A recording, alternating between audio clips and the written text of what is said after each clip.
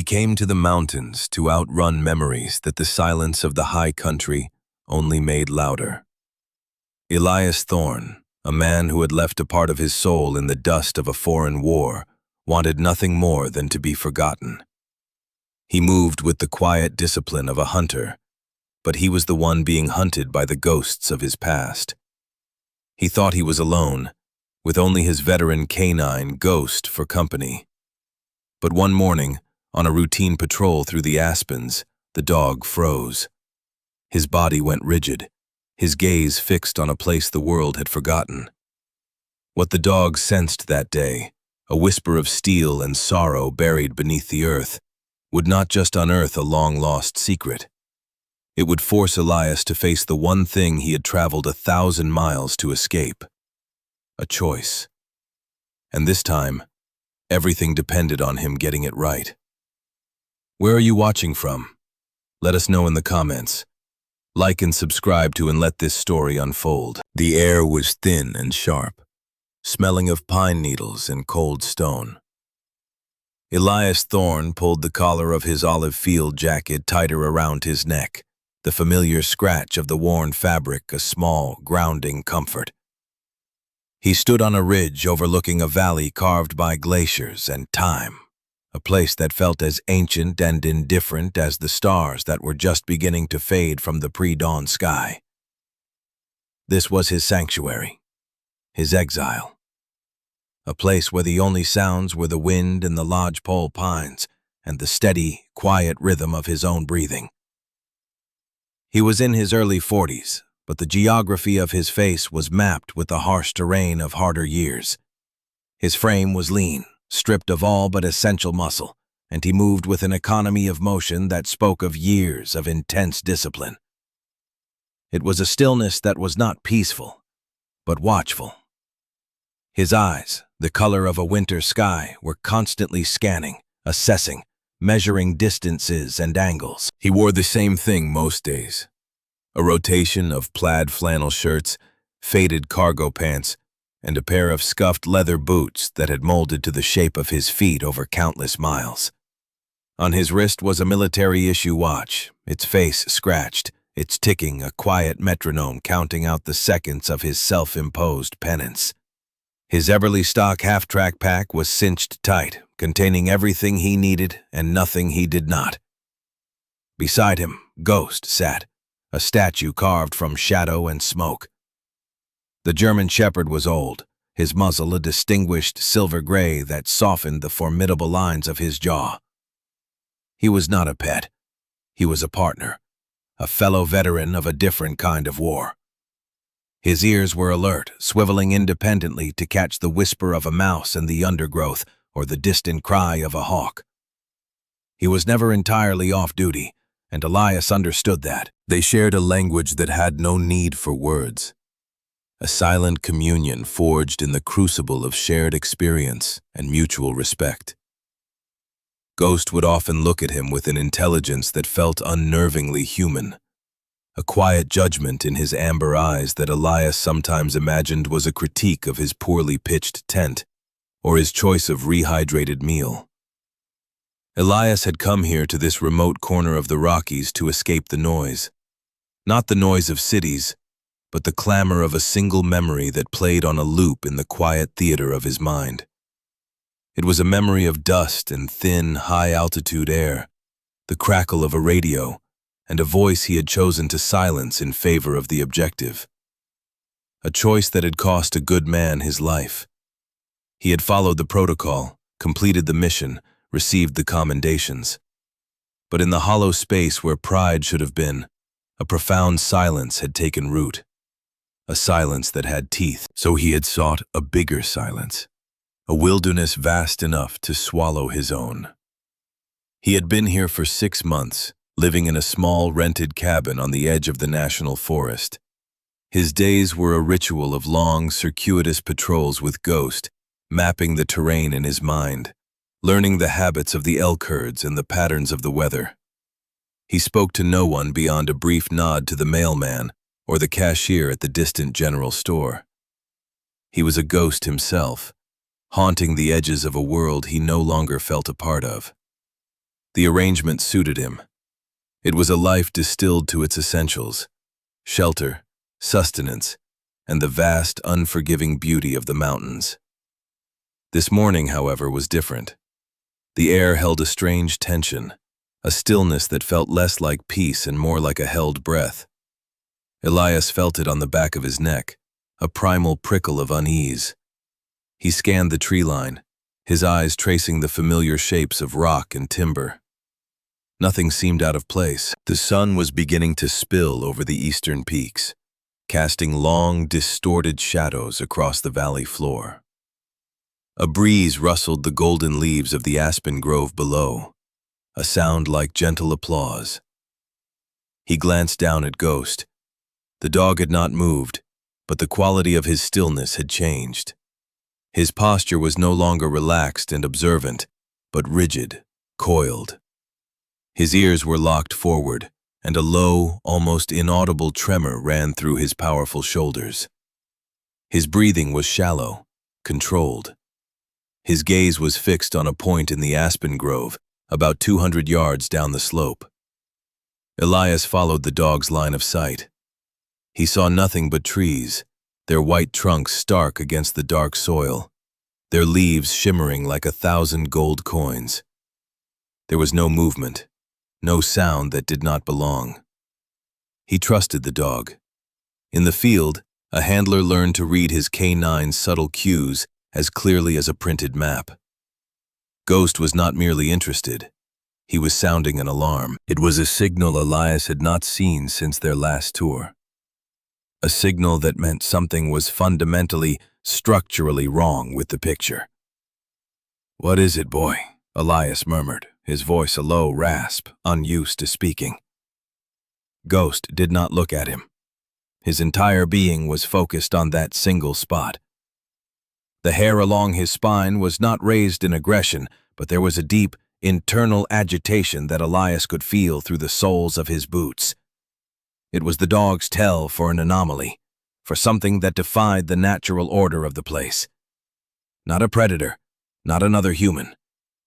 Something else. Elias unslung his pack and set it carefully on the ground. He checked the folding knife clipped to his pocket, a reflexive, ingrained habit.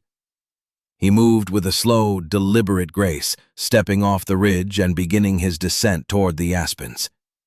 He did not command the dog to follow. He knew Ghost would be at his heel, a silent, watchful shadow. As they moved closer, the feeling of wrongness intensified. The air in the grove seemed cooler, heavier. The cheerful rustle of the leaves now sounded like whispers, secrets the trees were trying to keep. Elias slowed his pace, his senses on high alert.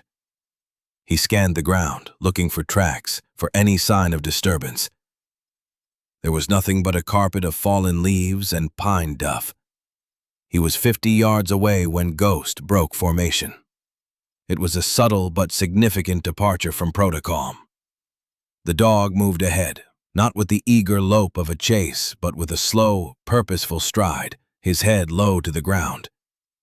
He was tracking something Elias could not see or smell. He was following a ghost trail, a memory imprinted on the earth itself. Elias stopped, letting the dog work. He watched as Ghost navigated the trees, his movements precise and certain. The dog finally came to a halt in a small, unremarkable clearing. It was a slight depression in the ground, barely noticeable, where the grass grew a little thinner. Ghost circled it once, his nose twitching, then sat down, his body a rigid monument of certainty. He looked back at Elias, a clear and unmistakable summons in his eyes.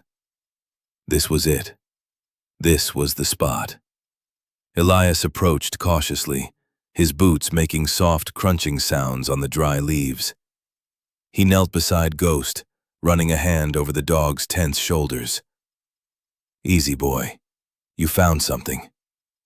He studied the ground. At first he saw nothing, just dirt, a few exposed roots from a nearby aspen, a scattering of small stones. But Ghost was insistent.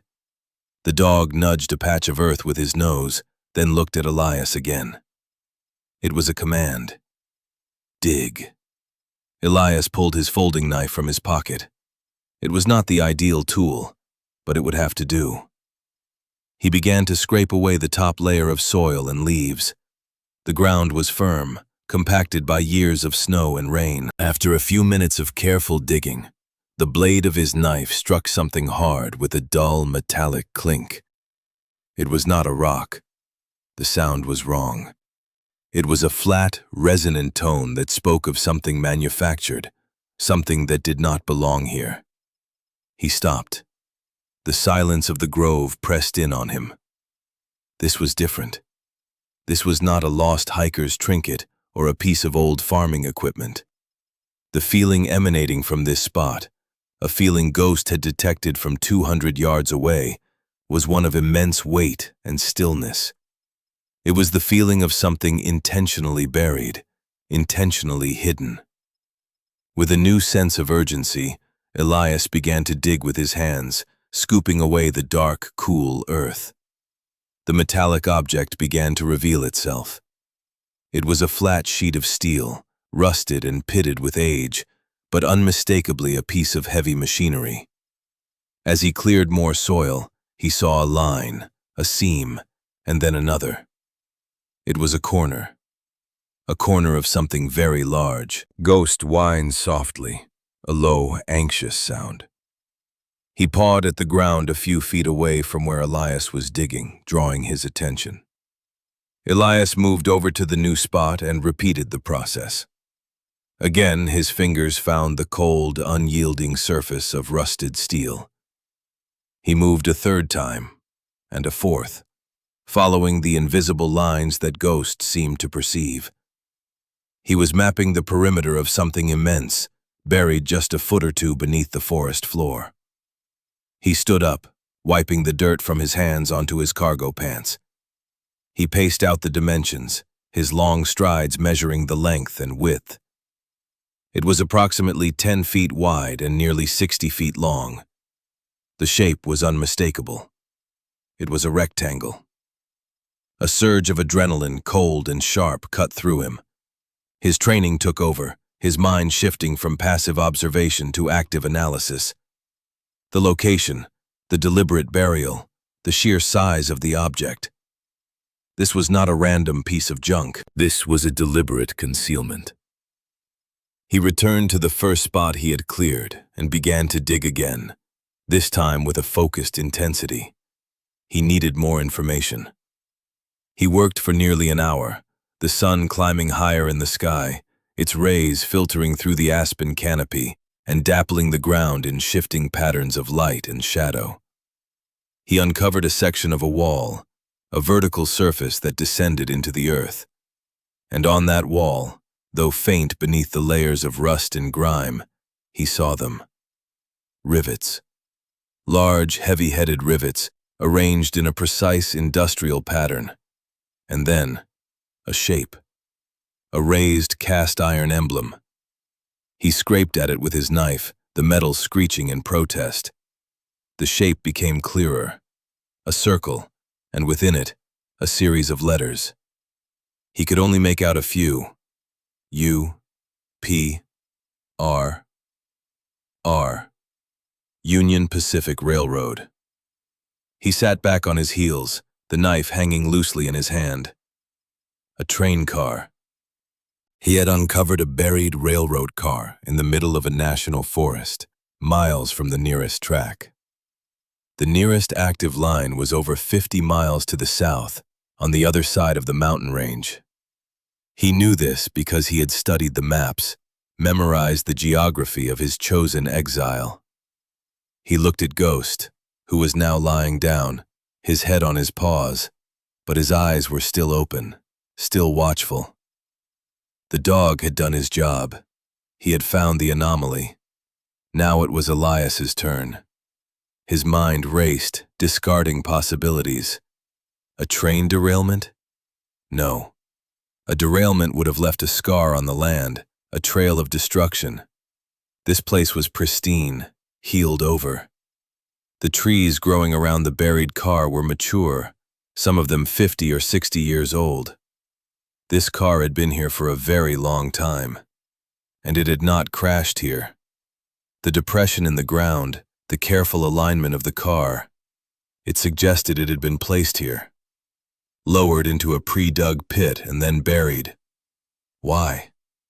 The question hung in the quiet air of the grove, heavy and insistent. Why would someone go to the immense trouble of hauling a 60-foot steel boxcar into the wilderness and burying it? He spent the rest of the day exploring the perimeter. He found what he believed was the front of the car, where the coupling should have been. It was sheared off, the metal cut cleanly, professionally, with a torch. He found the wheels, or where the wheels should have been. The undercarriage had been removed.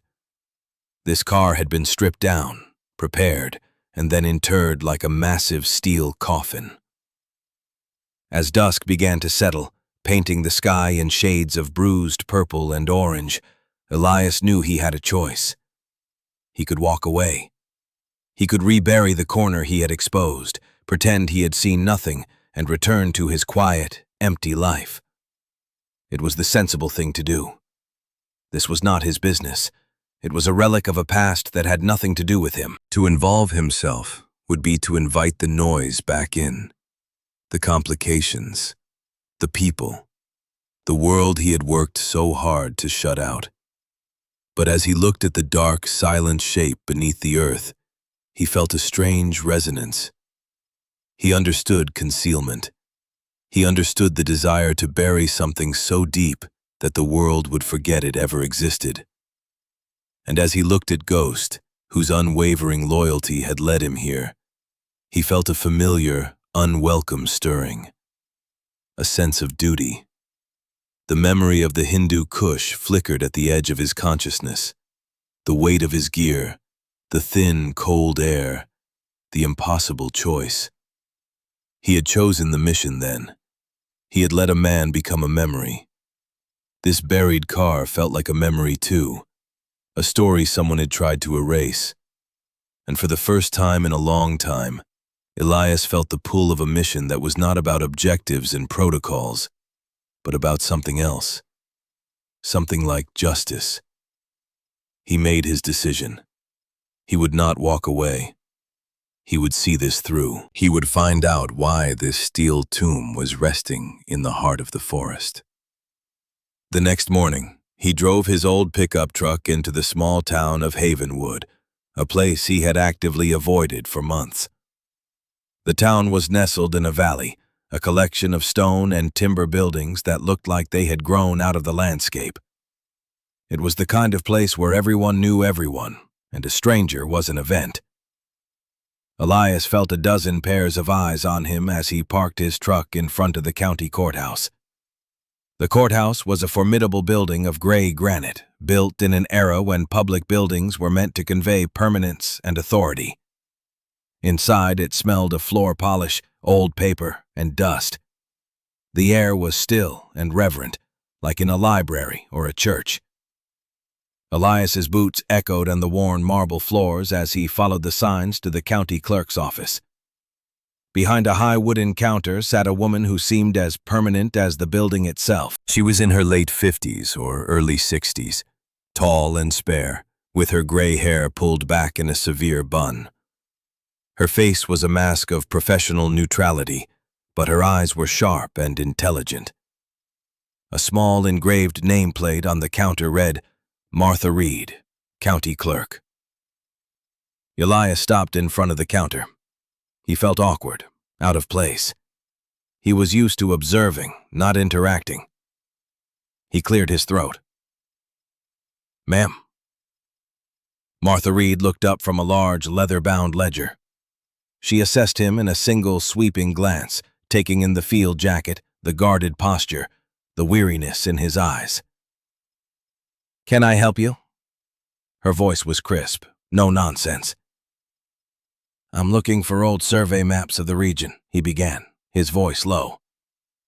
"Specifically the area north of Whisper Creek, in the National Forest." She raised a skeptical eyebrow. National Forest land is federally mapped. You'd need to contact the Forestry Service or the USGS for that. We only handle county deeds and property lines. I understand, Elias said. I'm looking for older maps, pre-1950s if you have them, before the forest boundaries were finalized. I'm interested in any old homesteads, structures, or rights-of-way that might have existed in that area. Martha studied him for a long moment, her gaze unwavering. She was a gatekeeper, and he was an outsider asking unusual questions. What's your interest? Elias had prepared for this. He couldn't tell her he'd found a buried train car. She would think he was crazy or drunk. He needed a plausible reason. I'm a historian, he lied, the word feeling foreign and clumsy on his tongue. Amateur. I'm researching early settlement patterns in the state. The lie was thin, and he knew it. He was no historian. He was a warrior, and he felt as if the truth of his past was written all over him. But Martha's expression didn't change.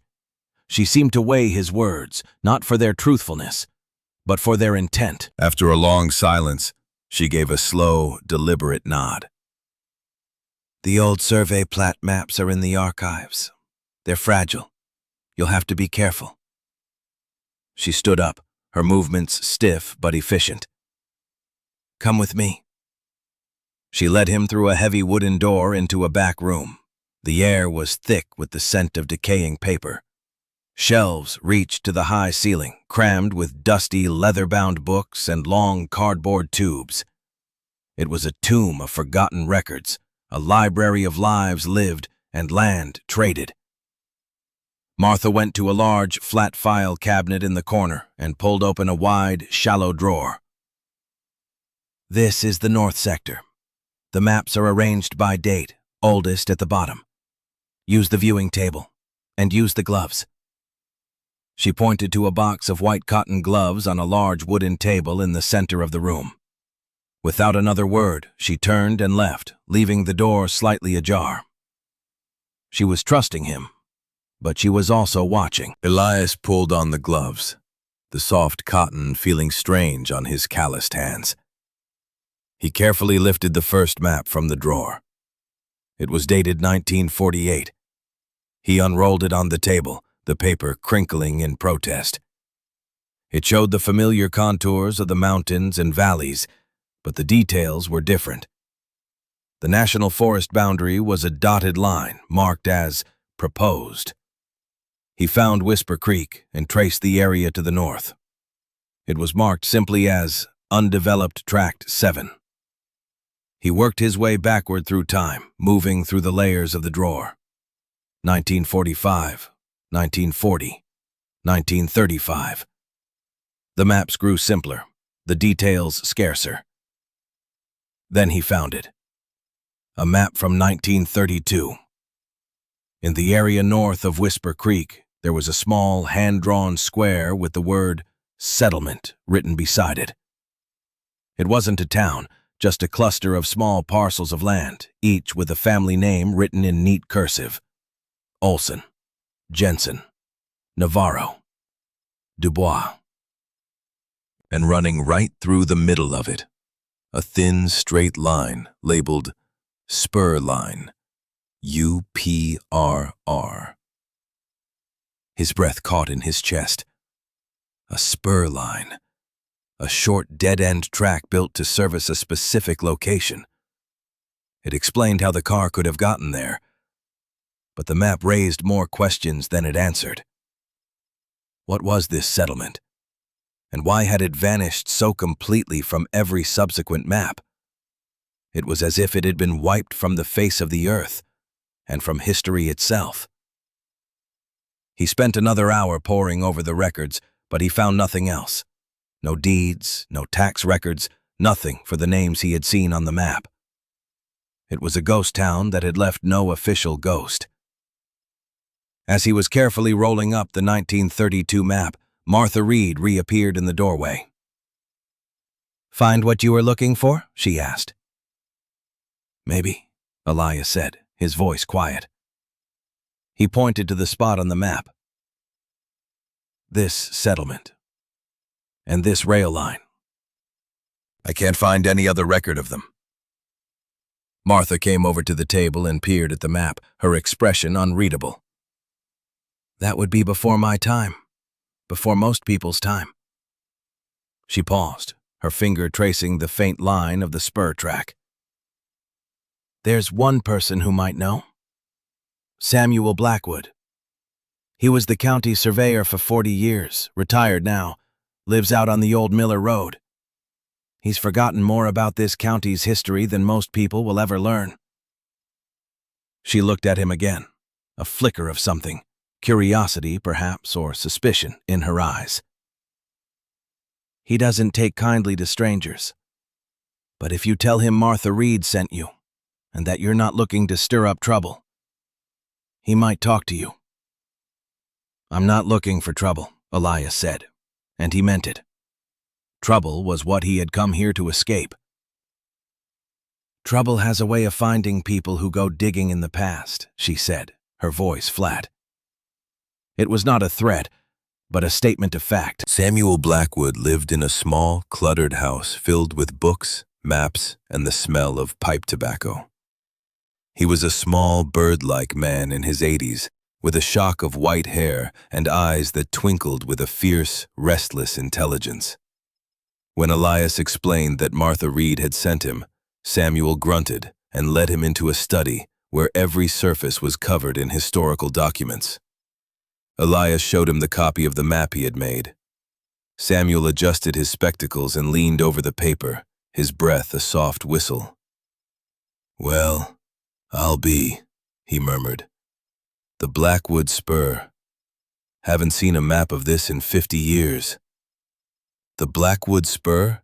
Elias asked. That's what the railroad men called it, unofficially, Samuel said, tapping a gnarled finger on the settlement. This here was a little community called Sylvanus, founded in the late 20s, a handful of families, mostly loggers and miners who'd had enough of company towns. They homesteaded that little plateau, built their own sawmill, their own school. They were self-sufficient. The spur line was put in to haul their timber out. What happened to it? Elias asked. There's no trace of it now. Not on the maps. Not on the ground. Samuel leaned back in his chair, his expression turning grim. He took a long, slow breath. Progress happened, he said, his voice laced with a bitter irony. In the late 30s, the federal government decided to build the Argenta Dam, created the reservoir you see today. The project required a massive amount of land. The official story is that the families of Sylvanus were offered a fair price for their properties and relocated willingly. He paused, his eyes distant. But there were rumors. Stories that the families didn't want to leave. That the company building the dam, a big construction outfit from back east, used pressure, legal threats, intimidation. They wanted the land, and they wanted it cheap. The spur line was decommissioned, the tracks pulled up. The houses were bulldozed. The whole place was erased. The official record says the town was abandoned, but some folks said it was stolen. Elias felt a cold knot tighten in his stomach. A stolen town. An erased history. And the train car? He asked, deciding to reveal a little more of his hand. Is it possible a car was left behind? Samuel's sharp eyes narrowed. A car. Left behind. No. The railroad was meticulous. They accounted for every piece of rolling stock. To leave a car behind would be unthinkable. Unless... His voice trailed off, his mind working. Unless someone wanted it left behind. Hidden. The pieces were beginning to fit together, forming a picture that was dark and unsettling. Elias thanked the old surveyor for his time and left, the story of Sylvanus echoing in his mind. He returned to the aspen grove with a new sense of purpose. He was no longer just a curious observer. He was the custodian of a forgotten story. He had to get inside that car. It took him the better part of a day, using a heavy-duty pry bar and a winch from his truck. But he finally managed to force open one of the massive sliding doors, the sound of grinding, rusted metal, a scream of protest that echoed through the silent woods. The air that rushed out of the car was stale and cold, thick with the scent of dust and time. He shone a flashlight into the darkness. The car was empty, a vast, cavernous space. But against the far wall there was something.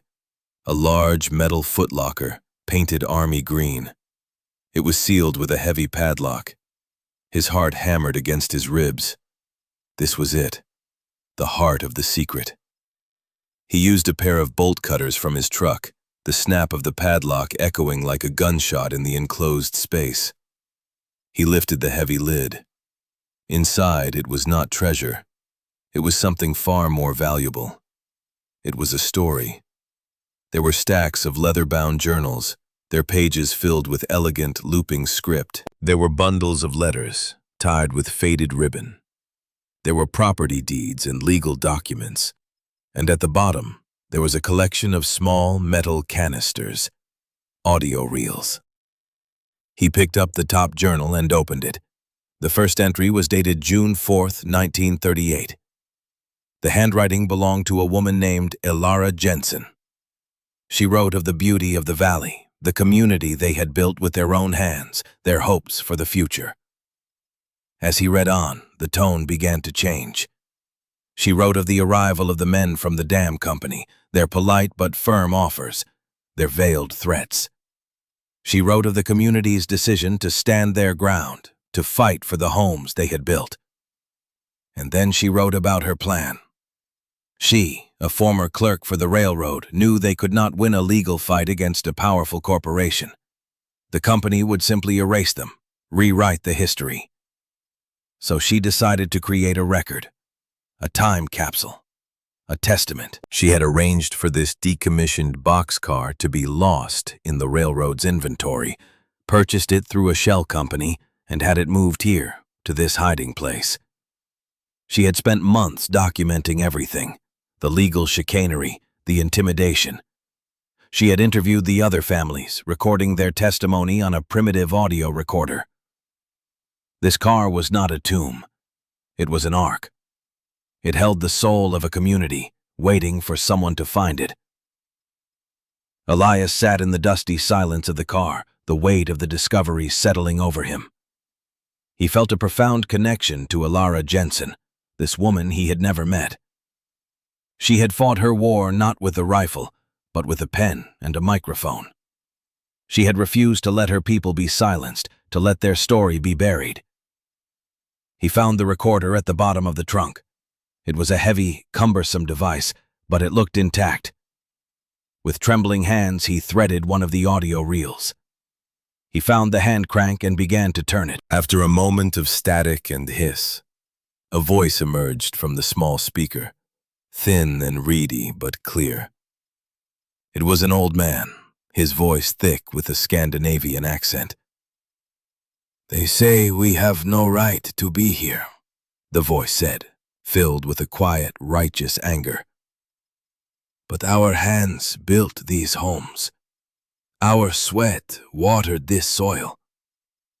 This land is ours, not by a piece of paper in some faraway courthouse, but by the grace of God and the strength of our backs. We will not be moved." Elias listened for hours, his flashlight beam cutting through the gloom. He listened to the voices of Sylvanus, the voices of the lost town, the voices of men, women, and even children telling their story. It was a chorus of defiance, of hope, of heartbreak. They were not ghosts. They were witnesses. As he was carefully packing the last of the reels back into the trunk, a sound from outside the car made him freeze. It was the crunch of footsteps on dry leaves. More than one person. And they were moving with a confidence that suggested they were not lost hikers. Ghost, who had been lying at the entrance of the car, stood up, a low growl rumbling deep in his chest. It was not a warning. It was a promise. Elias moved to the doorway, his body instinctively seeking the cover of shadow. He peered out. 2 men were walking into the aspen grove. One was large and thick-set, dressed in the practical gear of a foreman. The other was different. He wore a crisp, tailored suit that looked jarringly out of place in the wilderness. He was in his late 40s, with a handsome, composed face and an air of easy authority. He moved with a smooth, unhurried confidence, as if he owned the very ground he was walking on. The man in the suit stopped at the edge of the excavation, his polished shoes just inches from the disturbed earth.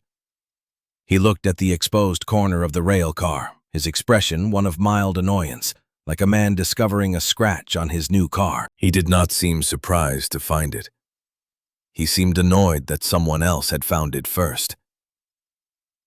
"Well," the man said, his voice calm and resonant, "it seems we have a trespasser." He looked directly at the dark opening of the rail car, his eyes locking onto Elias's. There was no menace in his gaze, only a cool, professional assessment. Elias stepped out of the car, moving into the dappled sunlight. He stood between the man and the open door, a silent guardian. Ghost moved to his side, the growl in his chest deepening, his body tense and ready. The man in the suit smiled, a thin, polite smile that did not reach his eyes. "My name is Jennings," he said. "I represent the Argenta Development Corporation. We own this land, and you are trespassing on our property." "This is National Forest land," Elias stated, his voice flat. Jennings chuckled, a soft, condescending sound. "A common misconception. A complicated series of land swaps and acquisitions over the years. Trust me, the paperwork is all in order. We are the legal owners, which means that whatever you think you found here," he gestured to the rail car, "belongs to us." He took a step forward. Ghost's growl intensified, and the dog bared his teeth, a flash of white in the afternoon light. Jennings stopped, his smile faltering for a fraction of a second. He looked at the dog, not with fear, but with a cold, calculating appraisal. "That's a magnificent animal," he said, his eyes flicking back to Elias. "I'd hate for anything to happen to him." The threat was veiled but unmistakable. "What do you want?" Elias asked, his hand resting on Ghost's head, the familiar warmth of the dog's fur a grounding presence. "We're here for a simple reclamation project," Jennings said smoothly. "This old piece of scrap metal is an environmental hazard. We're here to remove it, to clean up the site before we begin the preliminary groundwork for our resort." He made it sound like a civic duty, a responsible act of corporate stewardship. "This isn't scrap metal," Elias said, his voice low and steady. "This is a historical site. It contains records, testimony." Jennings's polite mask slipped. A flicker of genuine annoyance crossed his face. "Records," he said, with a dismissive wave of his hand. "Some sentimental scribblings from disgruntled squatters a century ago? That's hardly testimony. It's a footnote, a historical curiosity that has been taken wildly out of context. It has no legal standing. It's irrelevant." "It wasn't irrelevant to the people who were forced off this land," Elias countered. "History is written by the winners, my friend," Jennings said, his voice turning colder. "And the future is built by men of vision, not by men who dwell on the sentimental grievances of the past. We have permits. We have a schedule. This little project of yours is an inconvenience, but it's one that will be dealt with." He stepped forward again, this time with more purpose. Now I'm going to have my foreman here secure the site. You will leave. Immediately. If you cooperate, we will forget this unfortunate incident ever happened. If you do not. He let the sentence hang in the air. Elias didn't move. He thought of Ilara Jensen's careful handwriting, of the old man's defiant voice on the audio reel.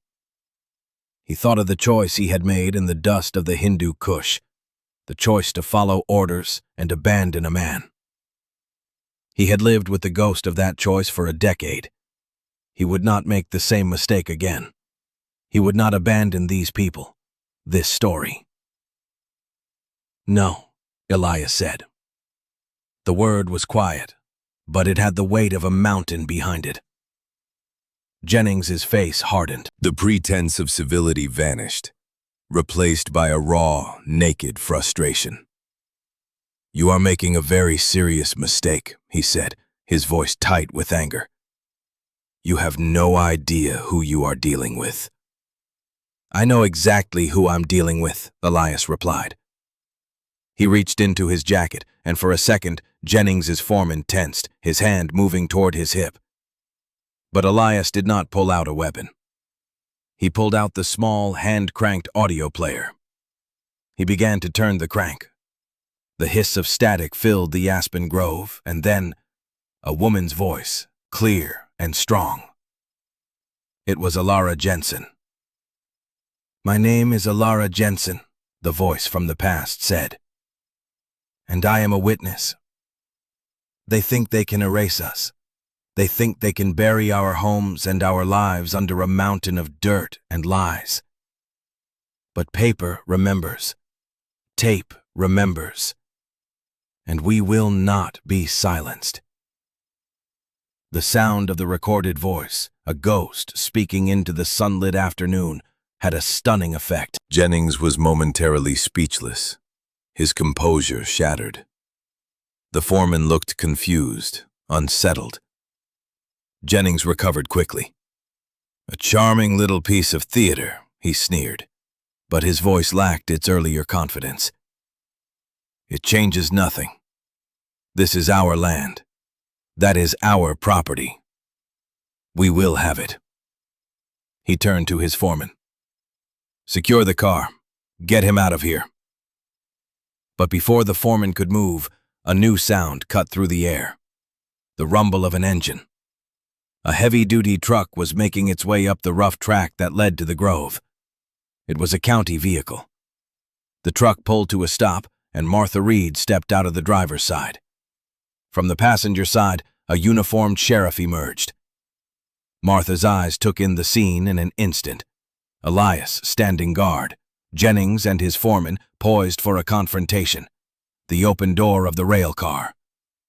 Her face was grim. Jennings, she said, her voice carrying the full weight of her authority. What are you doing on this land? Jennings turned, his face a mask of surprised indignation. Martha, this is a surprise. I'm conducting a legally sanctioned survey of our property. This land is currently under review by the County Historical Commission, Martha stated flatly. At my request. As of 8 o'clock this morning, all activity on this parcel is suspended pending a full historical and archaeological assessment. You are in violation of a county order. You and your man will leave. Now. Elias realized what she had done. Her suspicion, her conversation with Samuel Blackwood had led her to act. She had placed a legal shield around this place. She had bought him time. Jennings stared at her, his jaw tight. He was a man used to getting his way, a man for whom rules were obstacles to be navigated or ignored. But the presence of the sheriff changed the equation. He could not bully his way through this. He shot Elias a look of pure venom. This isn't over, he hissed. Then he turned, smoothed his suit jacket, and walked back to his vehicle, the picture of outraged civility. His foreman followed, casting a nervous glance back at Ghost. As their vehicle disappeared down the track, Martha Reed walked over to Elias. She looked from him to the rail car, then back again. "It seems my hunch was correct," she said, her voice devoid of triumph. "You found something important, didn't you?" "They did," Elias said, looking down at the journals and audio reels he had placed carefully on the ground. "They just needed someone to listen." If this chapter stirred something in you, the quiet click of a lock giving way to a hidden truth, then take a moment. The world is full of buried stories, of voices waiting in the dark for someone with the courage to listen. The Lord often works not in the earthquake or the fire, but in the still, small voice, in the dusty box and the faded ink. Loyalty to the forgotten is a form of faith. If you believe in bringing light to dark places, like, share, and leave a comment. Subscribe so we can continue to uncover these powerful tales together. Sometimes the Lord asks us to stay and listen. The reprieve was temporary, and Elias knew it. Jennings was not a man who gave up easily. The county order was a flimsy shield, a bureaucratic maneuver that Jennings's lawyers could likely dismantle in a matter of days. The next few hours were critical. Martha had arranged for a team from the State Historical Society to arrive the following morning, but until then, the rail car and its precious contents were vulnerable. "I'm staying," Elias told Martha. It wasn't a question or a request. It was a statement of fact. Martha nodded, her expression grim. "The sheriff can't stay. He's the only deputy on duty for the whole county tonight. But I'll be back at first light with the state team." "Can you hold out until then?" "We'll hold," Elias said, glancing down at Ghost. The dog seemed to understand, his posture shifting from confrontational to watchful. He was on guard duty. As night fell, the weather began to turn. The clear, star-filled sky of the previous nights was swallowed by a thick blanket of cloud. The wind picked up, moaning through the aspens, and a cold, driving rain began to fall. Elias rigged a small tarp over the entrance to the rail car, creating a makeshift shelter. Inside, he sat with Ghost, the darkness absolute, the only light coming from his battery-powered lantern. The storm was a physical manifestation of his own internal turmoil. The wind howled, and with it came the ghosts. He saw the face of the teammate he had lost, heard his voice on the radio, calm and professional even as the situation deteriorated. "Elias, they're closing in. I need an exit." And he heard his own voice, cold and detached, answering back. "Negative." "Hold your position. The objective is primary." He had made the call. The mission was a success. A strategic asset was destroyed. A man was lost.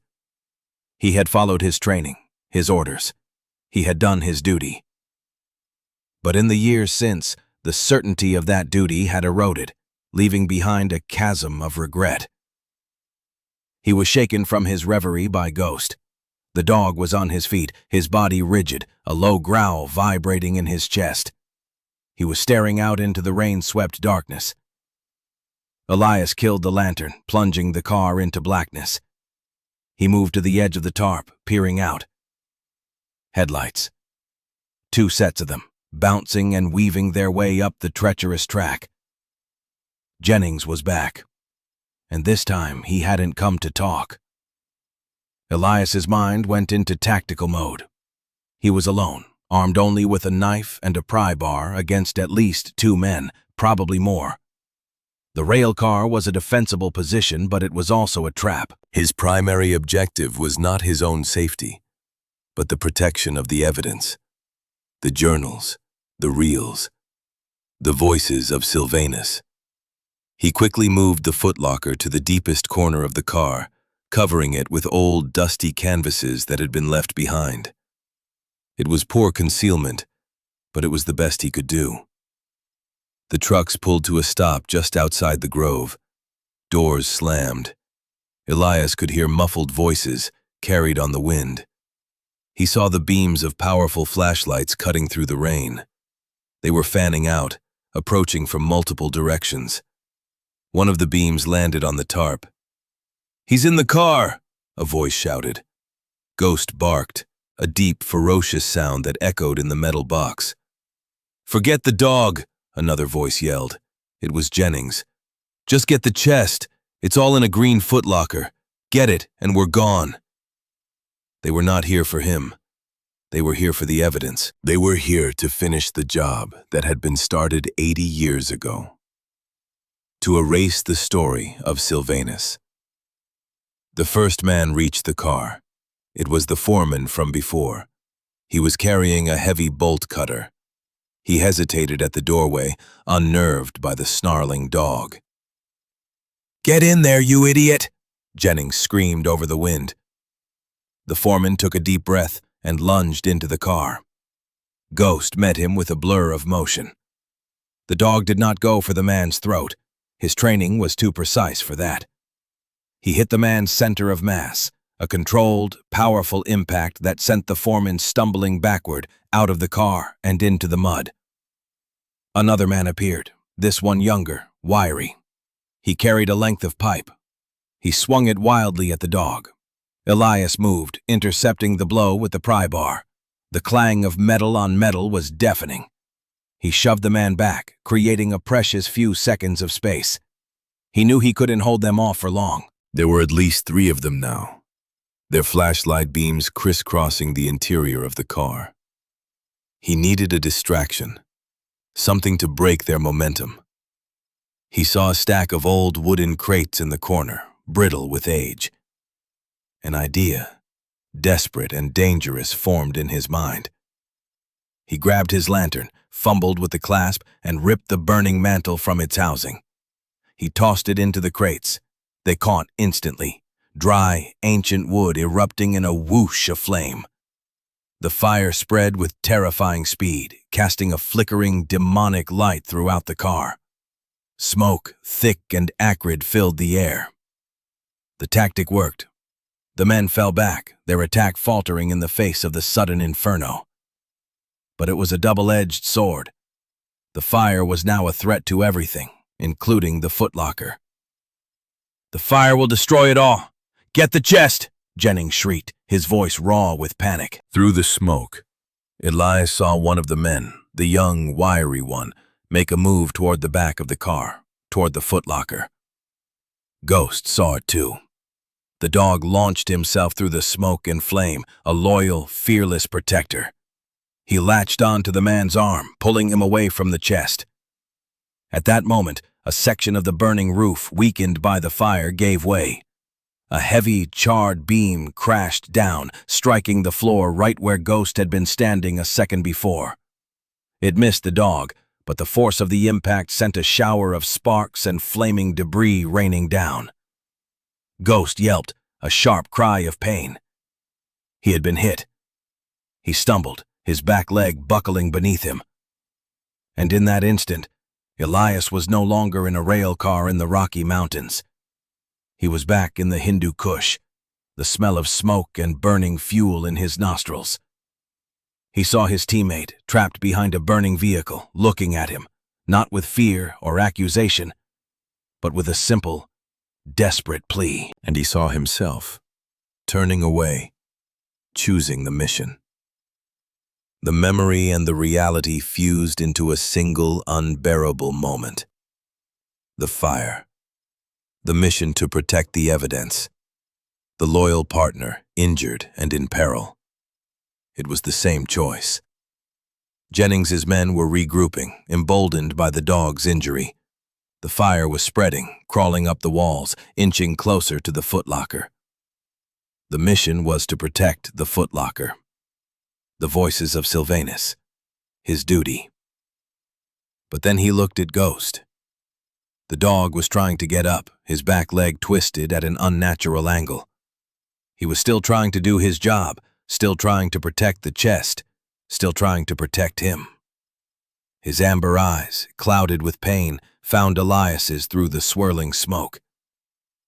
and the choice was gone. There was no choice.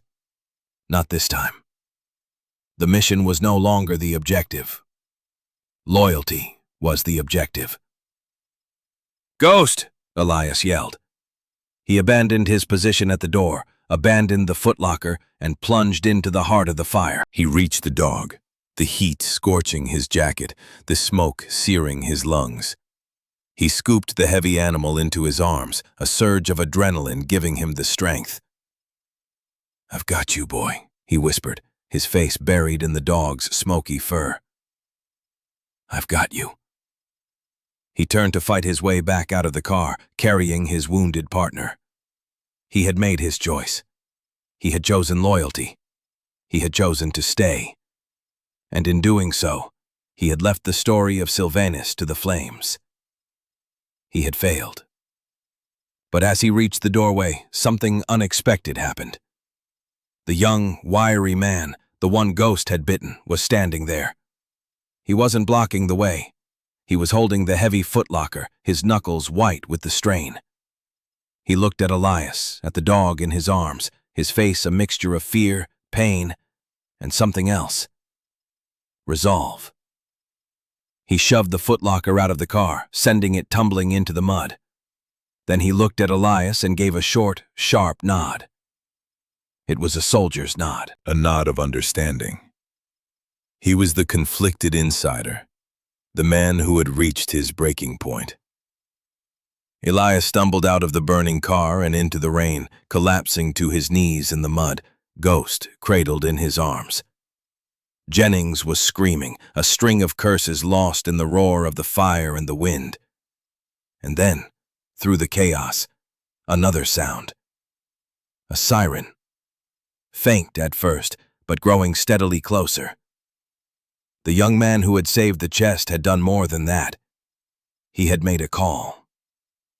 The arrival of the sheriff's car, its lights flashing red and blue against the fiery backdrop of the burning rail car, broke the stalemate completely. Jennings and his remaining man froze, caught in the strobing lights. They knew it was over. They turned and fled into the darkness of the woods. Elias didn't watch them go. His world had shrunk to the animal in his arms. Ghost was whining softly, his body trembling. Elias gently examined the dog's leg. It was broken, a clean, nasty break. But he was alive. They were both alive.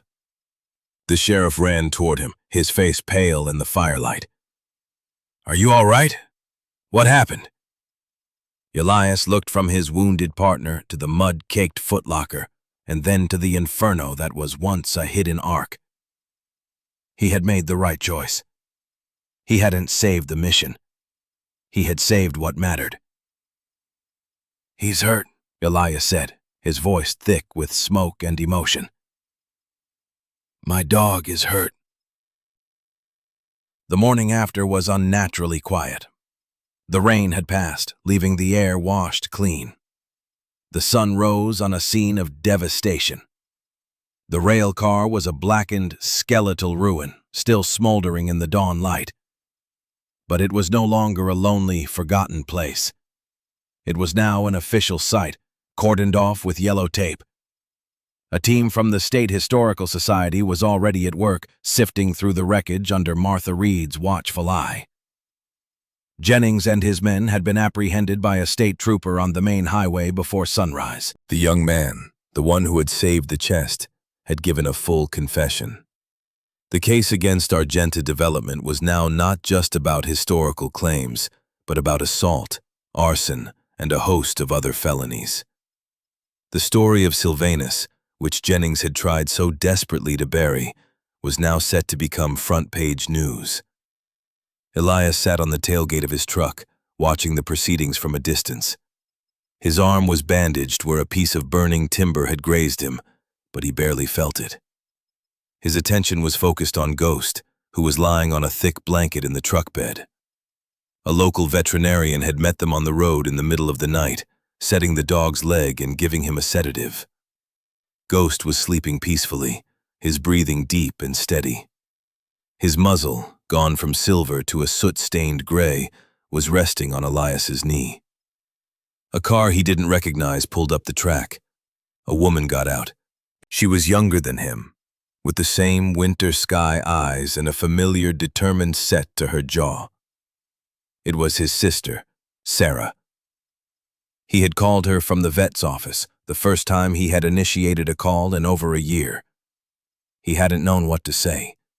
He had just said her name, and she had said, "I'm on my way."